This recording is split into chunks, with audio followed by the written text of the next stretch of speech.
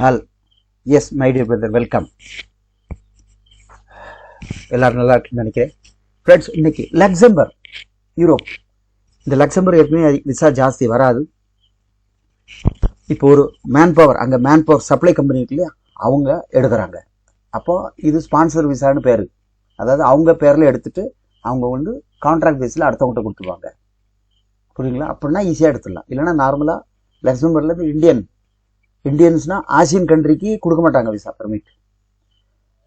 டிவியில் யூடியூப்லாம் நீங்கள் நிறைய பார்ப்பீங்க, அப்படி போகிறாங்க இப்படி போகிறாங்க. ஒன்றும் போகாது. போனால் விசிட் விசா கிடைக்கும். அதுவும் விசிட் விசா அந்த டூரேஷன், அந்த ஸ்டேயிங் பீரியட் முடிஞ்சோன்னா அவங்களே தேடி வந்து பிடிச்சி எடுத்து அந்த நாட்டை விட்டு வெளியே தள்ளிடுவாங்க. லக்சம்பர்க் அப்படிப்பட்ட நாடு. நான் ஏற்கனவே நாங்களே போட்டு ஃபெயிலியர் ஆகிருக்கு. பட் இப்போ என்னன்னா ஸ்டாகா, ஸோ ஒரு கம்பெனி அவங்க பேரில் எடுத்துருவாங்க, அவங்களால முடியும். ஓகே, அவங்க வந்து இன்னொரு கம்பெனிக்கு ஹையரிங் கொடுத்துருவாங்க. ஓகே, ஆனால் நமக்கு என்ன சம்பளமோ அது கிடைச்சிடும், அது ஒன்றும் பிரச்சனை இல்லை. அப்படின்னா விசா ஃபெயிலியர் ஆகாமல் வரும். அதுக்காக அவங்க அப்படி பண்ணுறாங்க. இதனால் நாங்கள் என்ன பண்ணணும், நீங்கள் பயந்துட வேண்டாம், என்ன சார் இது வருமா வராத, இது அப்படியா இப்படி ஆகும். முதல்ல இந்த நாட்டுக்குள்ள போகிறதே பெரிய விஷயம். கிடச்சி போனால் பிரச்சனை இல்லை. ஓகே, மற்ற நாடுகளுக்குள்ள விசா வச்சுக்கிட்டு லக்சம்பர்க்கில் போனால் லீகல் ஆக முடியாது. வேலை பார்க்கலாம், சுற்றி திரியலாம ஒழிஞ்ச லீகல் ஸ்டே கிடையாது. அது விசிட் விசாவில் போகிறவங்களுக்கு, இல்லை அடுத்த நாட்டில் பக்கத்து நாடு ரொமானியா, போலந்து, குரோஷியா அந்த விசாவை வச்சுட்டு அங்கே போயிட்டு சுற்றி பார்க்கலாம், அவ்வளோ வேலை செய்யாத முடியல இல்லையா. ஆனால் லக்சம்பர்க்லே ஒர்க் பெர்மிட்டில் இறங்கினா வெல் அண்ட் குட். அப்புறம் எங்கேயுமே போக வேண்டாம். இங்கே மினிமம் சேலரி சாதாரண ஒரு லேபருக்கு 2000 இருக்கும். 2000 to 4000, அது எந்த மாற்றமும் இல்லை. ஸோ இதில் ஒரு company A to Z vacancy கொண்டு வந்துருக்காங்க. ஓகே, அதில் நாம் முயற்சி பண்ணுறோம்.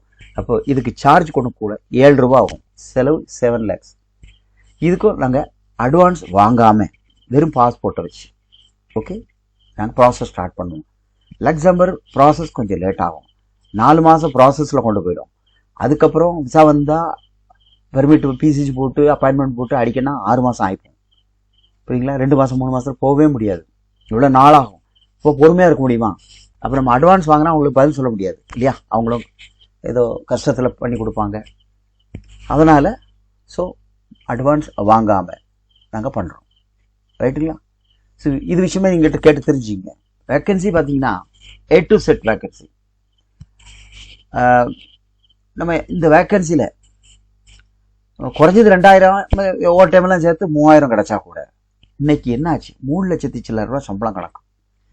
1000 ஈரை வந்து 1,10,000 ரூபா ஆச்சு அன்னைக்கு.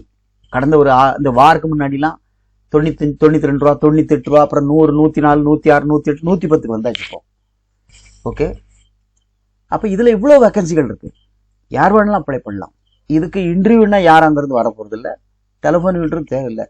நம்ம ஒரு குக் அனுப்புகிறோமா, ஒரு வெல்டர் அனுப்புகிறோமா, அதுக்கு தகுந்த எவிடன்ஸ்லாம் வச்சு, ஒர்க்கிங் வீடியோலாம் வச்சு நம்ம ப்ரொஃபைல் மேலே அப்லோட் பண்ணுறோம். அப்போ அதை யார் பண்ணுறா?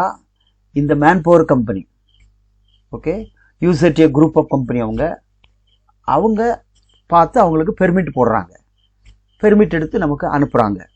அப்போ பேமெண்ட் ஆரம்பத்தில் கொடுக்கல. நம்ம ஒர்க் பெர்மிட் இஷ்யூ பண்ணும் பொழுது நீங்கள் அதை ஸ்கேன் பண்ணி நீங்கள் வெரிஃபை பண்ணிவிட்டு சார் ஓகே நாங்கள் பேமெண்ட் பண்ணணும், 2000 ஈரோ பண்ணணும். அப்போ 2,20,000 வரும். புரியுதுங்களா? ஆரம்பத்தில் அட்வான்ஸ் இல்லை. அப்போ இந்த பேமெண்ட்லேருந்து ஒரு வாரத்தில் நமக்கு ஒரிஜினல் வந்துடும். அதுக்குள்ளே பிசிசி நீங்கள் ரெடி பண்ணி வச்சிட்டிங்கன்னா விஎஃப்எஸ் அப்பார்ட்மெண்ட் சென்னை, பாண்டிச்சேரி, சவுத்தில் பெங்களூர் போடலாம். அங்கேயே நீங்கள் சப்மிட் பண்ணிட்டு வந்துடலாம். கன்ஃபார்மாக விசா அடிக்கும். இந்த விசாலாம் அவ்வளோ ரிஜெக்ட் ஆகாது. ஏன்னா பியூராக ஒரிஜினல் ஒர்க் பெர்மிட்டில் வர்றது.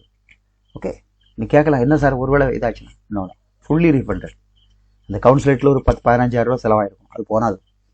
புரியுதா? இது சக்ஸஸாக ஏறி போகணும் தான் எங்களுக்கும் இருக்கும். ஓகே, சரி. அதனால இதில் என்னென்ன வேக்கன்சி கேட்டகரி உங்களுக்கு சூட்டாப்ல அப்படின்னு பாருங்கள். எல்லா டாக்குமெண்ட்டும் எங்களுக்கு அனுப்புங்க.